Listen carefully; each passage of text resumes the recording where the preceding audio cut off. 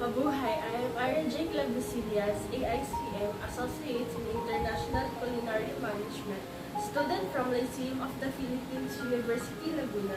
For this week, I am going to demonstrate on how to do deep frying, dry heat cooking, and combination cooking. Disclaimer: this video is for educational purposes only. Some tools and equipments used are commonly domestic and may differ from the commercial industry. Some ingredients are also sourced from the local market and substitution might be applied. Now let's get started. For our tempura, we will need salt, pepper, squid, shrimp, flour, egg, and breadcrumbs. We will season our flour and egg with salt, and we will mix it to incorporate the salt into our flour and egg.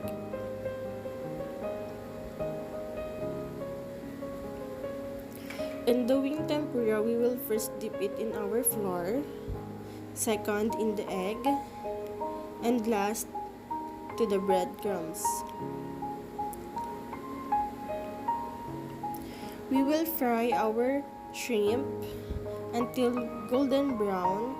We must not overcook the shrimp because it will become rubbery or tender.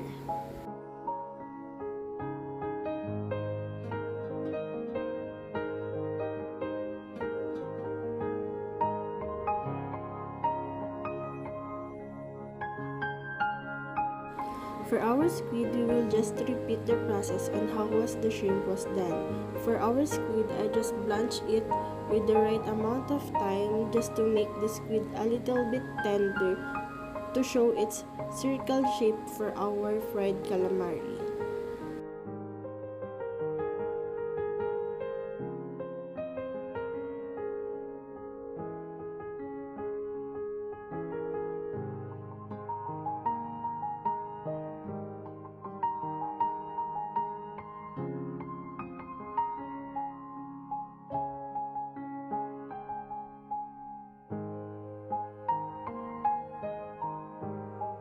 Now that our fried tempura and fried calamari is done, we will season our mayonnaise with just a little salt, and we will do our plating.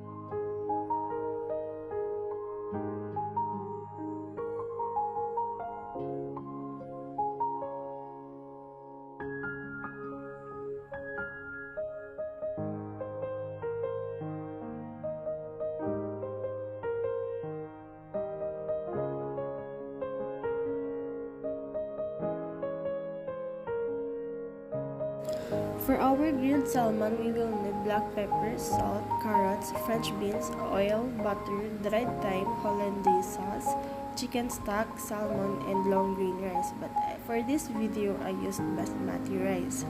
We will put butter into our pot.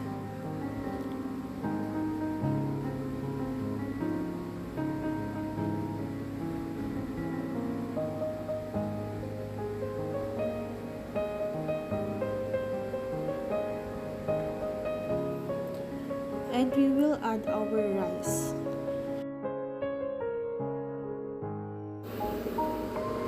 We will add our butter again, and we will mix it generously to incorporate our butter into our rice. We will continue mixing our rice until we see that the rice is becoming white.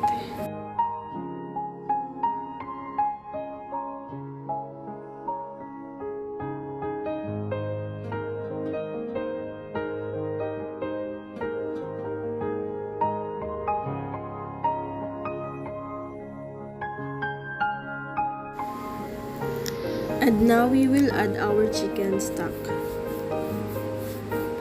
The rice must be submerged into our chicken stock.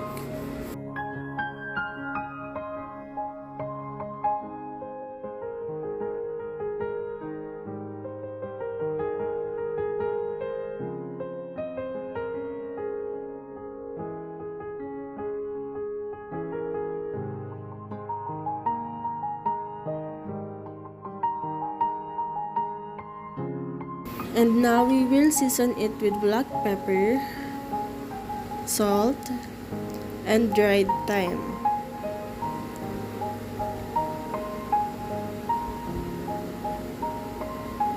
And we will let it boil until our rice is cooked.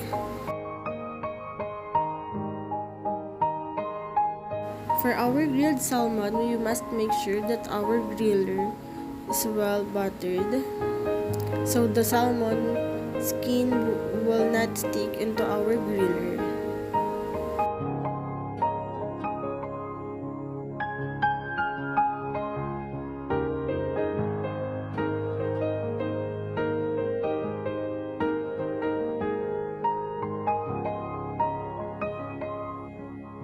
Now we will season our salmon with salt and pepper.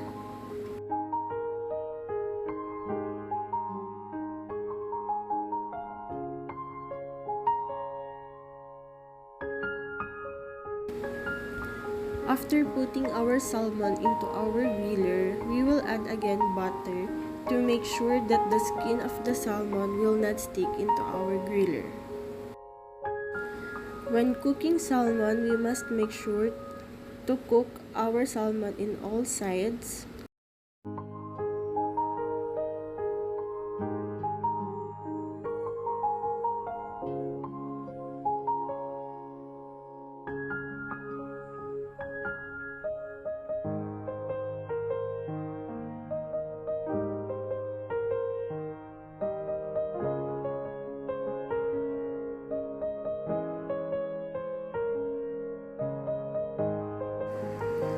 For our side vegetable, we will pour our oil into our pan.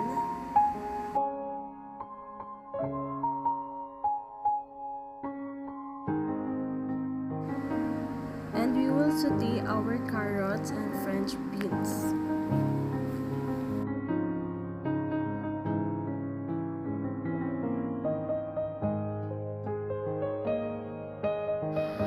For our plating, we will add our rice pilaf, and we will also plate our salmon, French beans, carrots, and we will add our sauce, the hollandaise sauce.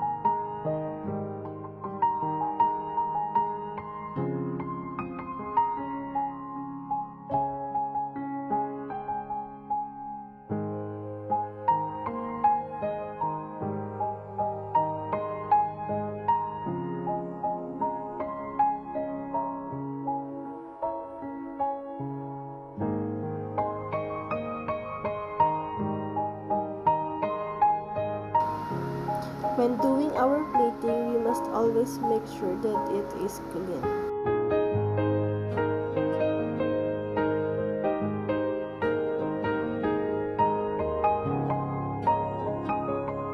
For the beef brisket, we will need black pepper, salt, white pepper, dried thyme, mirepoix, carrot, celery,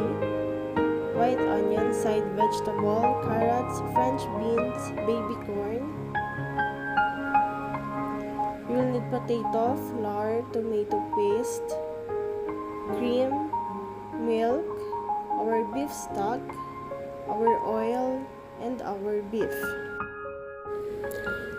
First, we will put our oil.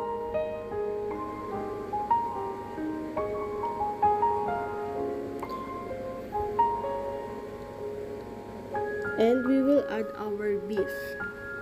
What we are doing here is the searing or pan searing. We will do this to brown our beef.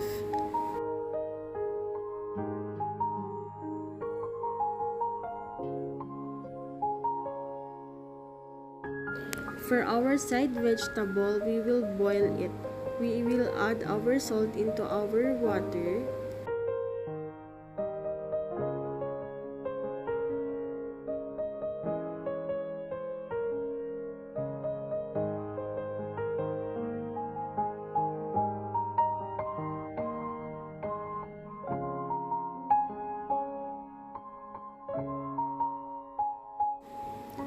Now that our side vegetable is already boiled, we will set it aside.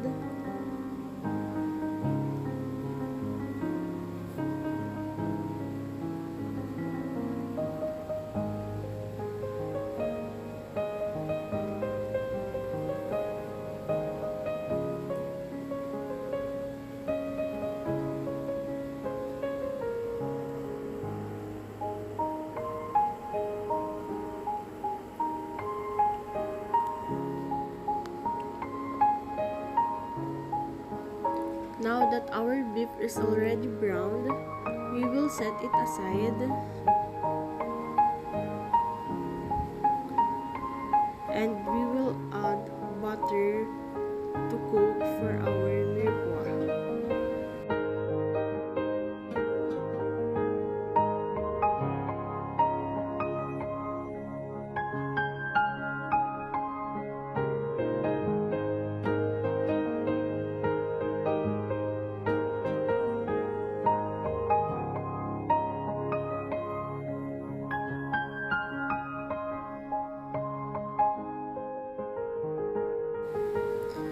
Now we will add our tomato paste to deglaze it to bring out its color and add flavor.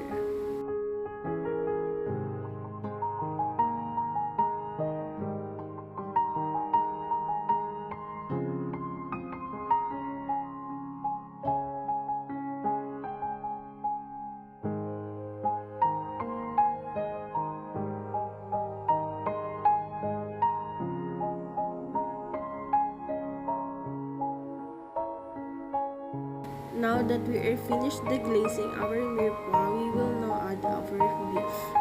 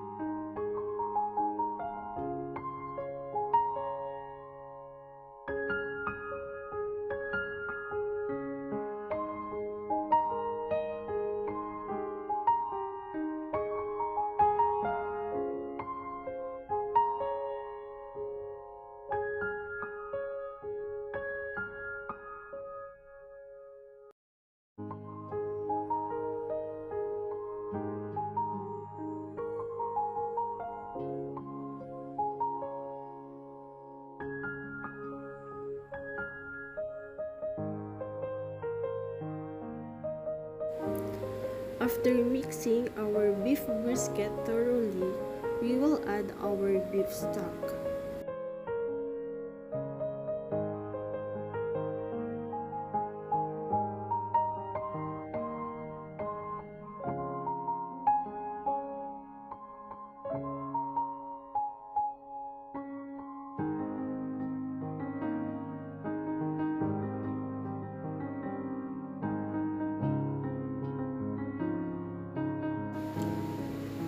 We will season it with salt, pepper, and also the right thyme.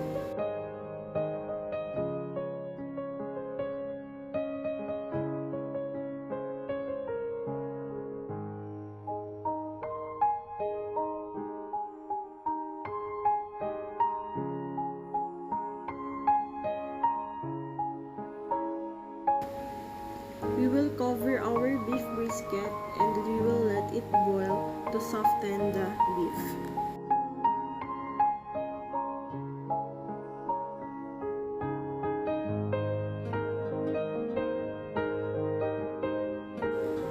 While boiling our beef brisket, we will do our mashed potato. We will add salt into our water and we will let it boil. And when the water starts boiling, we may now add our potatoes.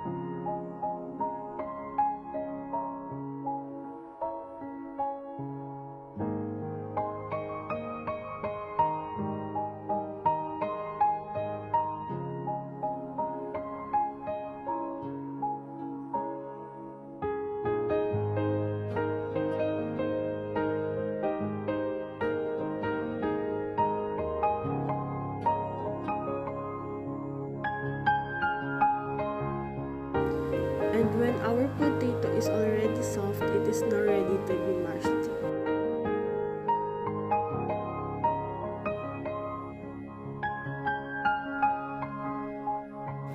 In making mashed potato, we will pass through our potato into a strainer to make it more finer and soft mashed potatoes.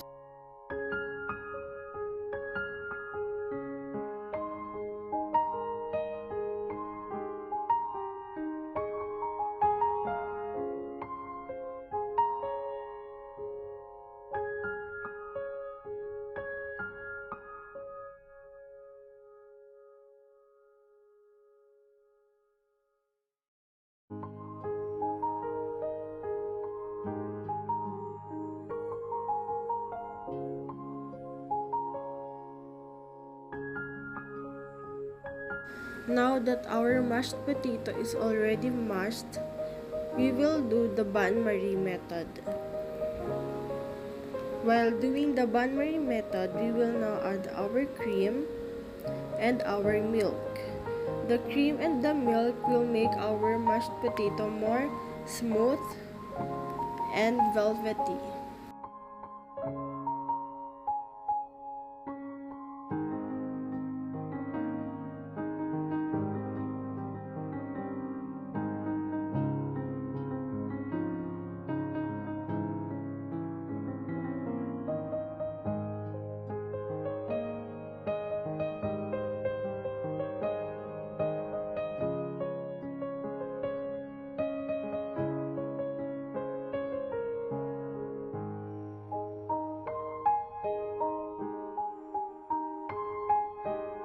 We will now add our salt and white pepper to give our mashed potato a flavor. And for the last step, we will add our butter to give it a smooth and velvety texture. What we are doing here is also the monte abuer.